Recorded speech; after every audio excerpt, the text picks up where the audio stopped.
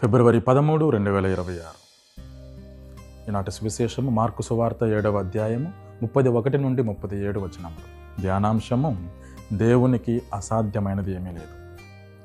క్రీస్తునందు ప్రియులకు సహోదరి సహోదరులారా, ఒక్క వాక్కుతో భూమి ఆకాశములను సృష్టించినవాడు, ఒక్క వాక్కుతో భూమిని నీటి గర్భము నుండి వేరుపరచినవాడు, ఒక్క వాక్కుతో సకల జీవరాశులకి ప్రాణం పోసినవాడు దేవుడైతే, ఒక్క వాక్కుతో ఎర్ర సముద్రమును రెండుగా చీల్చినవాడు, ఒక్క కర్రతో రాతి నుండి నీటిని పుట్టించినవాడు, ఒక్క ఆజ్ఞతో ఆకాశము నుండి భూమి మీదకు మన్నాను కురిపించినవాడు దేవుడైతే, ఒక్క వాక్కుతో పక్షవాత రోగికి ఆనందముతో గంతులేసేలా చేసినవాడు, ఒక్క వాక్కుతో 10 మంది కుష్ఠరోగులను స్వస్థపరిచినవాడు, ఒక్క ఆజ్ఞతో లీజియన్ అనే పిశాచిని పందుల గుంపులోనికి పారద్రోలినవాడు, ఒక్క స్పర్శతో 12 సంవత్సరాల రక్తస్రావమును నిలిపివేసినవాడు, తలితకుం అనే ఒక్క పదముతో 12 సంవత్సరాల బాలికను మరణం నుండి జీవముతో లేపినవాడు, ఈనాటి సువిశేషంలో ఎఫ్ఫతా అనే ఒక్క పదముతో